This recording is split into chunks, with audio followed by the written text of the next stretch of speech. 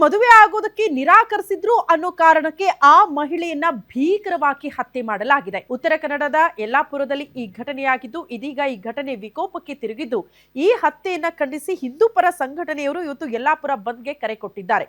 ಯಲ್ಲಾಪುರದಲ್ಲಿ ವಿವಾಹಿತ ಮಹಿಳೆ ರಂಜಿತಾಳನ್ನ ರಫೀಕ್ ಎಂಬಾತ ಹಾಡ ಹಗಲೇ ಕುತ್ತಿಗೆಗೆ ಚಾಕುವಿನಿಂದ ಇರಿದು ಕೊಲೆ ಮಾಡಿ ಪರಾರಿಯಾಗಿದ್ದಾನೆ. ಹಿಂದೂ ಮಹಿಳೆಯ ಹತ್ಯೆ ಖಂಡಿಸಿ ಹಿಂದೂ ಸಂಘಟನೆಯ ಕಾರ್ಯಕರ್ತರು ಯಲ್ಲಾಪುರ ಬಂದ್ಗೆ ಕರೆ ಕೊಟ್ಟಿದ್ದಾರೆ. ಈಗಾಗಲೇ ಎಸ್ಪಿ ಮತ್ತು 100 ಮಂದಿ ಪೊಲೀಸರು ಮೊಕ್ಕಾಂ ಹೂಡಿದ್ದು ಸ್ಥಳದಲ್ಲಿ ಯಾವುದೇ ರೀತಿಯ ಅಹಿತಕರ ಘಟನೆಗಳು ನಡೆಯದಂತೆ ಎಚ್ಚರಿಕೆ ವಹಿಸಿದ್ದಾರೆ. ಇನ್ನು ಆರೋಪಿ ರಫೀಕ್ನನ್ನ ತಕ್ಷಣ ಬಂಧಿಸಬೇಕು ಅಂತ ಆಗ್ರಹಿಸಿ ಹಿಂದೂ ಪರ ಸಂಘಟನೆಯವರು ಪೊಲೀಸ್ ಠಾಣೆಗೆ ಮುತ್ತಿಗೆ ಹಾಕಿ ಪ್ರತಿಭಟನೆ ನಡೆಸಿದ್ದಾರೆ.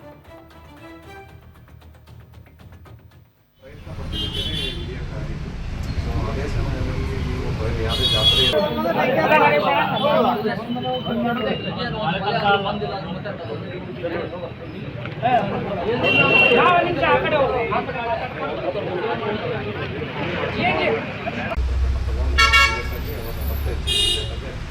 ಸಚಿನ್ ಕಟಾರೆ ಅವರ ಜೊತೆ ಮದುವೆ ಆಗಿ ಒಂದು 10 ವಯಸ್ಸಿನ ಮಗ ಇರ್ತಾರೆ.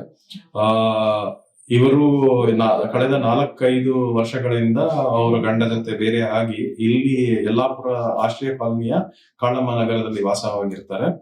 ಇವರಿಗೆ ಕಳೆದ ಕೆಲವು ತಿಂಗಳಿಂದ ರಫೀಕ್ ಅನ್ನೋರು ಸಂಪರ್ಕ ಆಗಿರುತ್ತೆ. ಇವರು ರಫೀಕ್ ಅನ್ನೋರು ಇವರ ಕ್ಲಾಸ್ಮೇಟ್ ಆಗಿರ್ತಾರೆ. ಇವರ ಜೊತೆ ಮಾತಾಡ್ತಾ ಇರ್ತಾರೆ. ಈ ಸಮಯದಲ್ಲಿ ರಂಜಿತಾರವರು ಇವರ ಜೊತೆಗೆ ಸಂಪರ್ಕವನ್ನು ನಿಲ್ಲಿಸಿರ್ತಾರೆ. ಇದರಿಂದಾಗಿ ಈ ದ್ವೇಷವನ್ನ ರಫೀಕ್ ಅವರ ಮನಸ್ಸಲ್ಲಿ ಇಟ್ಕೊಂಡು ಇವರು ಇವತ್ತಿನ ದಿವಸ ಮಧ್ಯಾಹ್ನ ಒಂದು 2 ಗಂಟೆಗೆ ಆಕೆ ರಂಜಿತಾ ಅವರವರು ಮನೆಗೆ ಬರುವ ಮನೆಗೆ ಕೆಲಸ ಮುಗಿಸ್ಕೊಂಡು ಮನೆ ಬರುವ ದಾರಿಯಲ್ಲಿ ಮನೆಯ ಹತ್ತಿರ ಕಾಳಮ್ಮ ನಗರ ಹತ್ತಿರದಲ್ಲಿ ಇವರು ಒಂದು ಹರಿತವಾದ ಆಯುಧವನ್ನು ಇಟ್ಕೊಂಡು ಇವರ ಕತ್ತಿಗೆ ಗಾಯ ಮಾಡಿರ್ತಾರೆ. ಇಮಿಡಿಯೇಟ್ಲಿ ಇವರ ಅಣ್ಣನವರು ಮತ್ತೆ ಅವ್ರ ನಾದ್ನಿ ಮತ್ತೆ ಇವರೆಲ್ಲ ಅಟೆಂಡ್ ಮಾಡಿ ಅವ್ರಿಗೆ ಇಮಿಡಿಯೇಟ್ಲಿ ಹಾಸ್ಪಿಟಲ್ಗೆ ಸೇರಿಸಿರ್ತಾರೆ. ಅವರ ರೆಫರ್ ಆಗಿ ಹುಬ್ಳಿ ಕಿಮ್ಸ್ ಗೆ ಅಡ್ಮಿಟ್ ಆಗಿರ್ತಾರೆ.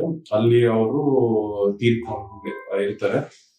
ಇದರಿಂದ ಆಮೇಲೆ ರಫೀಕ್ ಅನ್ನೋರು ಇಮಾಮ್ ಸಾಬ್ ಅವರು ಅಲ್ಲಿಂದ ಜಾಗದಿಂದ ಪರಾರಿಯಾಗಿರ್ತಾರೆ. ಇವಾಗಲೇ ನಾವು ಸ್ಪೆಷಲ್ ಆಗಿ 4 ತಂಡಗಳನ್ನ ರಚನೆ ಮಾಡಿದ್ದೀವಿ. 2 DSP ತಂಡದಲ್ಲಿ 2 DSP ಅವರು 4 ಇನ್ಸ್ಪೆಕ್ಟರ್ಸ್ ಪ್ಲಸ್ 7 PSI ಗಳು ಈ